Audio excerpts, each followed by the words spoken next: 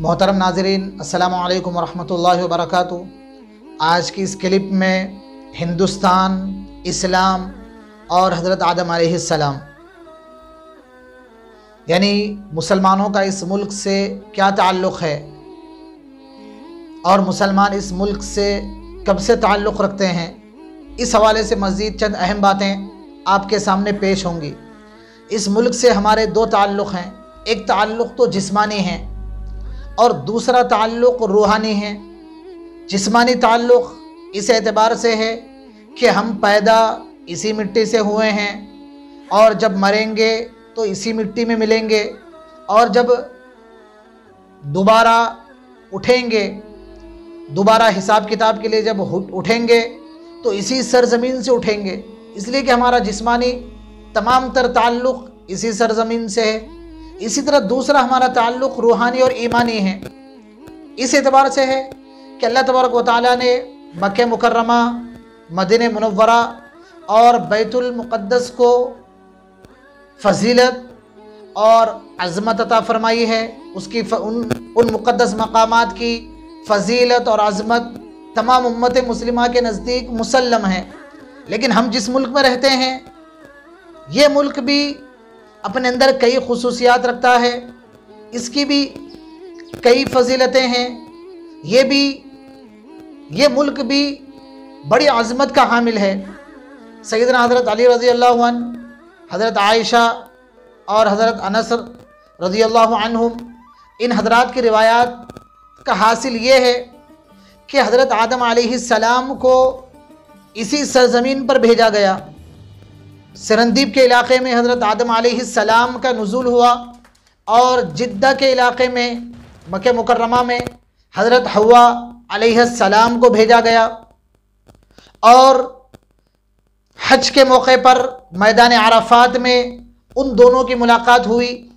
तारीख़ी रिवायात से साबित है कि हज़रत आदम अलैहिस्सलाम ने इस मुल्क से मक्का मुकर्रमा का 40 मरतबा सफ़र किया, यानी 40 मरतबा हज़रत आदम अलैहिस्सलाम ने पैदल हज किए और वहाँ हज़रत हव्वा अलैहिस्सलाम से मुलाकात हुई और हज़रत हव्वा अलैहिस्सलाम को हज़रत आदम अलैहिस्सलाम इसी सरज़मीन पर लेकर आए। यही वो सरज़मीन है जहाँ से नस्ल इंसानी फैलती है, यही वो सरज़मीन है, यहीं ही से इंसानियत का और इंसानों के फैलने का आगाज़ हुआ। और कुरान करीम में हाबिल और काबिल का जो क़िस्सा है, वो क़िस्सा भी इसी सरज़मीन पर रोनुमा हुआ है। बहरहाल खुलासा ये है कि यही वो सरज़मीन है जहाँ पर अल्लाह ताला ने अपने सबसे पहले खलीफा को भेजा। गोया कि यही वो सरज़मीन है जो सबसे पहला दारुल खिलाफा है। इसी तरह यही वो सरज़मीन है जहाँ सबसे पहली वही नाजिल हुई, यही सबसे पहली वही के नाजिल होने का मरकज़ बना। इसी तरह इस सरज़मीन को ये खुसूसियत भी हासिल है कि इसी सरज़मीन पर सबसे पहले हज़रत जिब्राईल अलैहिस्सलाम का नुज़ूल हुआ। हज़रत जिब्राईल अलैहिस्सलाम इसी सरज़मीन पर सबसे पहले तशरीफ़ लाए। हज़रत इब्न अब्बास रज़ियल्लाहु अन्हु की रिवायात से और भी कुछ अहम बातें मालूम होती हैं। हज़रत इब्न अब्बास रज़ियल्लाहु अन्हु रिवायत करते हैं कि अल्लाह ताला ने इंसानियत को बनाने से पहले तमाम अरवाह से अल्लाह ताला ने अहद लिया कि क्या मैं तुम्हारा रब नहीं हूँ। तमाम की तमाम इंसानियत ने अल्लाह की रुबूबियत का, वहदानियत का इकरार किया। तो इब्न अब्बास रज़ियल्लाहु अन्हु फरमाते हैं, जिस सरज़मीन पर वो अहद लिया गया, वो अहद सरज़मीन हिंद पर लिया गया। वो हिंदुस्तान की ज़मीन थी जहाँ पर वो अहद लिया गया। इसी तरह उलमाए तारीख़ ये बात भी जिक्र करते हैं कि जब हज़रत आदम अलैहिस्सलाम इस सरज़मीन पर आए तो आदम अलैहिस्सलाम के साथ बहुत सारी जन्नत की चीज़ें थी।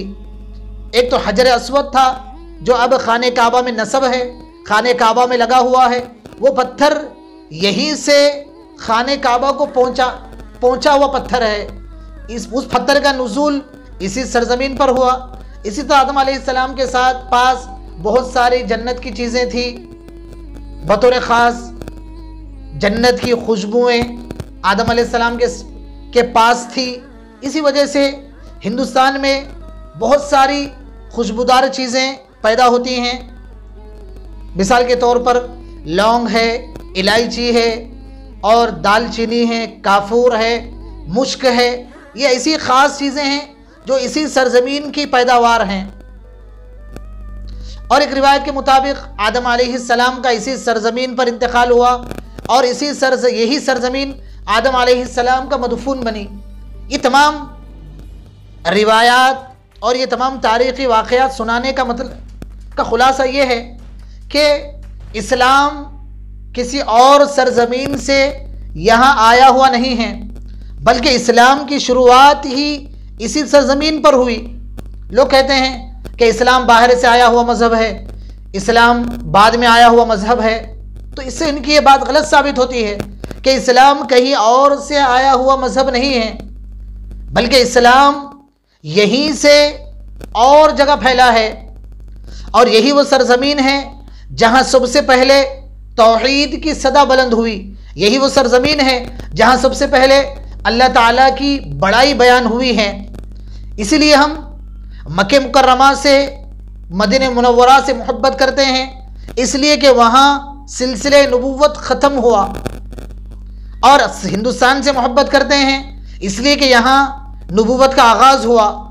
हम मक्के मुकर्रमा से मोहब्बत करते हैं, मदीने मुनव्वरा से मोहब्बत करते हैं इसलिए कि वहाँ आप सल्लल्लाहु अलैहि वसल्लम ने इस्लाम की तकमील फरमाई। और हम हिंदुस्तान से मोहब्बत करते हैं इसलिए कि इस्लाम का आगाज़ इसी सरज़मीन से हुआ। वहाँ मक्के मुकर्रमा में अफजलुल बशर हैं, तो सरज़मीन हिंद में अबुल बशर हैं। और मक्के मुकर्रमा में अगर आखिरुल अंबिया हैं, आखिरुल अंबिया सल्लल्लाहु अलैहि वसल्लम का वहाँ वुरूद हुआ, तो ये सरज़मीन अव्वलुल अंबिया हज़रत आदम अलैहिस्सलाम की सरज़मीन है। इसलिए हम इससे भी मोहब्बत करते हैं और इससे मोहब्बत हमारी फितरत में शामिल है। और ये बात ज़हन में रखना चाहिए कि इस्लाम ये तमाम पैगंबरों के दीन का नाम है। इस्लाम की शुरुआत आदम अलैहिस्सलाम से हुई और इस्लाम की तकमील हमारे नबी हज़रत मोहम्मद सल्लल्लाहु अलैहि वसल्लम से हुई।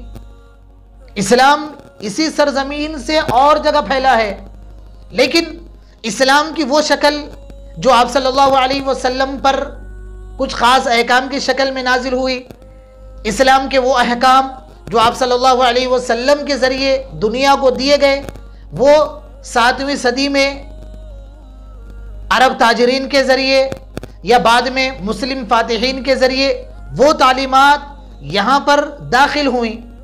और यही वजह है कि इस मुल्क का शुरू ही से इस्लाम से राब्ता रहा है। और वक्तन फ़वक्तन बहुत सारे नबी आए भी होंगे, इसलिए कि कुरान करीम में फरमाया गया लिकुल्ली कौमिन हाद, हमने हर कौम में नबी भेजे हैं। यहाँ भी वक्तन फ़वक्तन बहुत सारे नबी आए हों। इसलिए जब हम यहाँ की मजहबी किताबों को देखते हैं, मजहबी किताबों का जायज़ा लेते हैं, तौहीद का और कुछ खालिस अंबिया की तालीमात का भी कुछ ना कुछ रंग किसी ना किसी शक्ल में यहाँ की मजहबी किताबों में भी नज़र आता है। इसी बात मालूम होती है कि वक्तन फ़वक्तन यहाँ भी अंबिया कराम आए होंगे। और एक ख़ास बात कि आप सल्लल्लाहु अलैहि वसल्लम के हवाले से बहुत सारी मजहबी किताबों में यहाँ की पेशिन गोयां मिलती हैं। ऋग्वेद में आप सल्लल्लाहु अलैहि वसल्लम के हवाले से ये पेशिन गोई है, बाज़ाब्ता आपका नाम ऋग्वेद में लिखा हुआ है कि सोशर्मा ये आप सल्लल्लाहु अलैहि वसल्लम का नाम है। सोशर्मा ये एक संस्कृत लफ्ज़ है जिसके माना है बहुत तारीफ़ किया हुआ, यानी ये लफ्ज़ मोहम्मद का तर्जमा है। इसी तरह बहुत सारी किताबों में आपकी पेशिन गोयां मिलती है। काल की अवतार नामी किताब पंडित वेद प्रकाश ने लिखी, जिसमें उसने बहुत सारी मजहबी किताबों से और बहुत सारी मजहबी इबारतों से ये बात साबित की है कि काल के अवतार से मुराद सिर्फ मोहम्मद अरबी सल्लल्लाहु अलैहि वसल्लम ही हो सकते हैं। मोहम्मद सल्लल्लाहु अलैहि वसल्लम के अलावा वो जो पेशिन गोयां हैं, वो जो इबारात हैं, वो किसी और पर सादिक आ ही नहीं सकती। बहरहाल खुलासा ये है कि यहाँ की मजहबी किताबों में भी मोहम्मद सल्लल्लाहु अलैहि वसल्लम के तज़किरे नज़र आते हैं। गोया कि इस्लाम की कुछ न कुछ तालीमात हर ज़माने में यहाँ मौजूद रही है, अगरचे कि बिगड़ी हुई शक्ल ही में क्यों ना हो। तो बहरहाल इस हवाले से मज़ीद बातें आइंदा क्लिपों में आपके सामने पेश होंगी। अस्सलामु अलैकुम वरहमतुल्लाहि वबरकातुहू।